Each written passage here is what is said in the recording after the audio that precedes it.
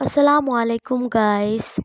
তো সকাল সকাল নাস্তা করে নিতেছিলাম। এখানে হচ্ছে পরোটা দিয়ে সকালে নাস্তা করতেছিলাম। রিহান বাবু দেখাইতেছিল পরোটাটা অনেক বেশি ইয়াম্মি হইছে, ভাজিটা আসলে অনেক মজা হইছে।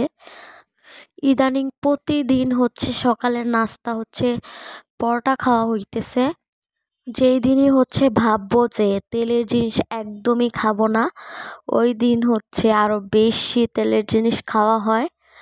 এই জিনিসগুলাকে আমি একদমই ইগনোর করতে পারি না, এমনিতেই অনেক বেশি পছন্দের। যতই হচ্ছে বাদ দিতে চাই, তারপরে এই জিনিসগুলো আরো বেশি বেশি করে আনা হয়। মানে এগুলা খাইতে না চাইলে আরো বেশি যেন আনা হয়, তো নিয়ে আসলে তো খেতে হয়।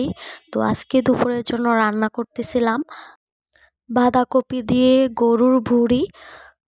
বাঁধাকপি দিয়ে গরুর ভুঁড়িটা অনেক বেশি মজা হয়, এর জন্য আমি বেশিরভাগ হচ্ছে বাঁধাকপি দিয়েই গরুর ভুঁড়িটা রান্না করি।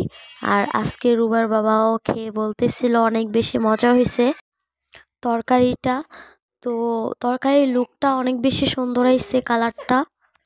গরুর ভুঁড়িটা আমাদের ঘরে 4 জন আমরা অনেক বেশি পছন্দ করি। আর এখানে নিয়ে আসা হয়েছে ভিজা টিস্যু আর হচ্ছে রিহান বাবুর জন্য ডাইপার। আমি হচ্ছে কিড স্টারের ডাইপারটা সবসময় ইউজ করি। রুবাইয়ার ছোটোবেলাও এই ডাইপারটাই আমি ইউজ করছি, এটা আমার কাছে অনেক ভালো লাগে। আর রিহানের ছোটোবেলাটাও এই ডাইপার পরেই কাটছে। তো এই শীতের মধ্যে তো ডাইপারটা মাস্ট লাগেই। যাদের ঘরে হচ্ছে ছোট বেবি আছে তাদের জন্য তো মানে ডাইপারটা লাগেই শীতের মধ্যে। বাচ্চাদের এই ডাইপারে আর হচ্ছে ভিজা টিস্যুয়ে কত পরিমাণ যে খরচ হয়, যারা হচ্ছে বেবির মারা আছো তারা অবশ্যই জানবে। তাদের পিছনে এই ডাইপার কিনতে কিনতে অনেক বেশি টাকা খরচ হয়ে যায়। আমাদের নিজেদের কষ্ট একটু কমানোর জন্য আমরা এগুলো ইউজ করে থাকি। আর এইবার ভিজা টিস্যুটা আনা হয়েছে রিহান বাবুর আর হচ্ছে রুবায়ার রাতে মুখ মুছিয়ে মানে ক্রিম দেওয়ার জন্য।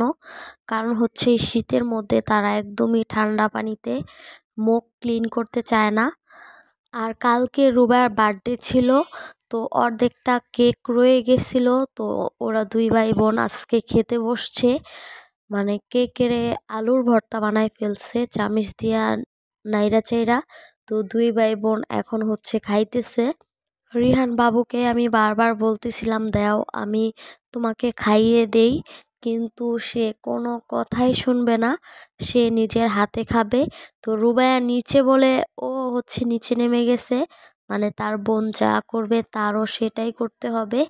এদিকে কেক দিয়ে মানে বিছনা চাদর অবস্থা বাপ ডাকায় ফেলছে। কেক খেয়ে তাদের মুখের অবস্থাটা দেখো। তো আজকের মতো এই পর্যন্তই। আমার ছোট্ট সোনামণিদের জন্য তোমরা অনেক বেশি দোয়া করো। আর তোমাদের কোনো মতামত থাকলে অবশ্যই কমেন্ট করে জানাবে, আমি সব কিছু রিপ্লাই দেওয়ার চেষ্টা করব। আল্লাহ হাফেজ, টাটা।